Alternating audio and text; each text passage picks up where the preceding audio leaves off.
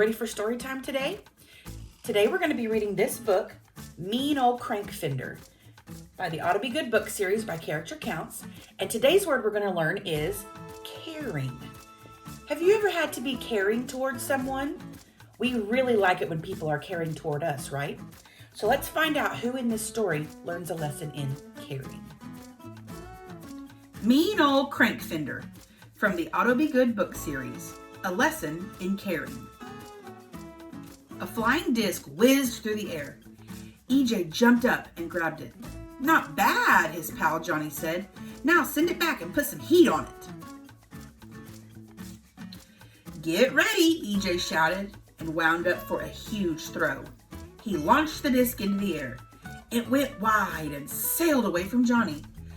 "Dude," yelled Johnny, "you were supposed to throw it to me." He raced after the disc. "Johnny, get it," EJ cried. "It's heading into old Mr. Crankfender's yard." Johnny poured on the speed, but didn't make it. The disc sailed over the fence and clanged noisily against an antique birdhouse. "I'll go ask for it," EJ said. "I wouldn't do that if I were you," Johnny said. "I've heard that old Mr. Crankfender is the grumpiest car in the city of Otto. He keeps every toy that goes over his fence. He's using them to build a giant robot to take over the city." "Really?" EJ asked. Suddenly, the birdhouse tipped over and crashed to the ground. "Oh man!" Johnny hooted. "You broke Crankfender's birdhouse! He's really going to blow a gasket." "But it was an accident," EJ said. "What is going on out here?" an old car shouted. His wheels creaked as he rolled out of his house. "It's Crankfender," Johnny said. "Let's get out of here." Johnny and EJ raced away. They left Mr. Crankfender behind with the pieces of his broken birdhouse. The next day, EJ heard a knock at his door. It was Franklin. "I understand you wrecked your neighbor's birdhouse," he said, "and you didn't even stay to apologize." "What?" EJ said. "How did you know that?" "Your name was on the flying disc," said Franklin. "Oh, right," EJ sighed. "I think you should buy Mr. Crankfender a new birdhouse," Franklin suggested. "It's the right thing to do." "Why?" EJ complained. "Mr. Crankfender is the grumpiest car in the city of Otto." "Is he?" Franklin asked. "That's not the car I know." "Well," replied EJ, "that's what Johnny says. And besides, I don't have money for a new birdhouse." "Well, Mr. Crankfender agreed that you can work off what you owe by helping him around the house," Franklin said. "Okay, fine," EJ agreed gloomily. "Go to his house at 8 o'clock tomorrow morning," Franklin said. "You'll finish when he thinks you've worked enough to pay for the birdhouse." "You could offer him some extra help too, EJ," Franklin added. "Mr. Crankfender is getting on in years and needs someone to care for him." "Care for him?" EJ asked. "Why would I do more than I have to? What's in it for me?" "You must treat everyone with kindness and compassion, EJ," Franklin explained. "Even if you gain nothing from it. Caring is one of the greatest acts we can do for each other. It's also a wonderful feeling to know you've helped someone in need." "And who knows, you might even learn a few things from Mr. Crankfender," Franklin said as he was leaving. EJ wasn't so sure about that. The next day, EJ arrived late at Mr. Crankfender's house and knocked on the door. "Who is it?" a voice rumbled. Before EJ could answer, the door flew open. Mr. Crankfender stared at EJ from inside the house. "Hi, Mr. Crankfender," EJ said, smiling uneasily. "What do you want?" Mr. Crankfender asked, as he gave EJ a stern look. EJ gulped. "I'm EJ, sir. Franklin said I'm supposed to do some work for you." "Ah, you're the kid who wrecked my birdhouse. Well, DJ, you're late. We have work to do. Let's go," the old car said. "It's EJ, sir," EJ tried to say, but Mr. Crankfender was already driving toward the backyard.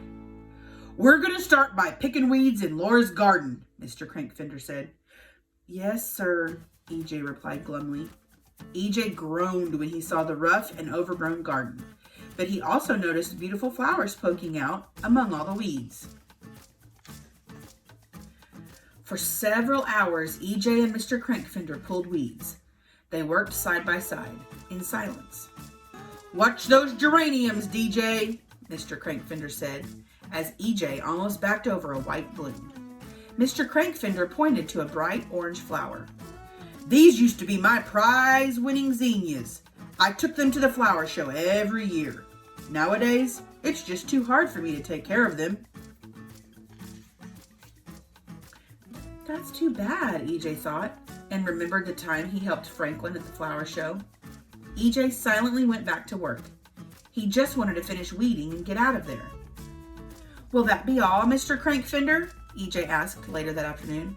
I finished weeding around the yellow and white flowers. Daisies, Mr. Crankfender said and frowned. You can go for today. There's more to do tomorrow, DJ, and show up on time. Tomorrow? But the old car gave him a stern look. Mean old Crankfender, EJ mumbled quietly as he drove off. EJ returned bright and early the next day to help Mr. Crankfender. Got here on time. That's more like it, Mr. Crankfender said. What are we doing today, sir? EJ asked. Fixing my birdhouse, Mr. Crankfender said. My Laura gave that birdhouse to me many years ago. My old tires are a little too shaky to fix it myself. I need you to hold it together while I glue the pieces. While they worked, Mr. Crankfender told EJ about the birds that lived in the neighborhood. EJ noticed a bright red feather on the ground. What kind of bird is this one from, Mr. Crankfender? EJ asked. Oh, that's from a ruby-backed thrush warbler, Mr. Crankfender said. They've nested in this birdhouse for as long as I can remember. Laura used to love their song. She doesn't like it anymore? EJ asked. No, DJ, Mr. Crankfender said sadly. My Laura isn't with us anymore. Oh, EJ said. He suddenly felt bad. I'm really sorry for breaking your birdhouse and running away. It wasn't very nice. Well, you didn't know this old birdhouse was so important to me, but I'm glad you're here to set things right, Mr. Crankfender said. It wasn't long before the birdhouse was all glued together and as good as new. They paused to look at their handiwork. I think we did a pretty good job, EJ smiled, suddenly feeling very wonderful. You're right, DJ. I'd say we make a pretty good team. Actually, my name is EJ. Oh, sorry about that, Mr. Crankfender chuckled. I thought I heard the other kids calling you DJ. I guess I was wrong. You can't always trust what you hear from the other kids, EJ said with a grin. Well, EJ, I think you've worked off what you owe. You can go now if you want, Mr. Crankfender said with a sad smile. Thanks, EJ said, and then he stopped. He looked up and saw a little red bird land on the birdhouse perch. Look, Mr. Crankfender, is that a red-backed thistle thingy? EJ asked excitedly. Well, would you look at that? It certainly is, EJ, Mr. Crankfender said, and then pulled out a bucket of birdseed. Here, EJ, toss some of this on the ground. A second ruby-backed thrush warbler flew down to the birdseed. Several other birds followed. Wow, EJ cried, that's cool. It is cool, EJ, Mr. Crankfender said. My Laura always said how important it is that everyone take care of each other. I guess that's why I like to take care of the little birds. I bet that's what Franklin was talking about, EJ thought to himself. It feels good to be caring toward others. Mr. Crankfender, EJ said, I would really like to help you get your zinnias ready for the flower show this year. EJ, that would be wonderful. Thank you, Mr. Crankfender said, and smiled broadly. EJ smiled too. He couldn't wait to tell Johnny that all the crazy talk about Mr. Crankfender wasn't true. EJ was just about ready to leave for the day when Mr. Crankfender handed him his flying disc. Here, EJ, I want you to have this back. You've done a good job. Besides, I don't really need any more toys. The giant robot I'm building to take over the city is coming along just fine.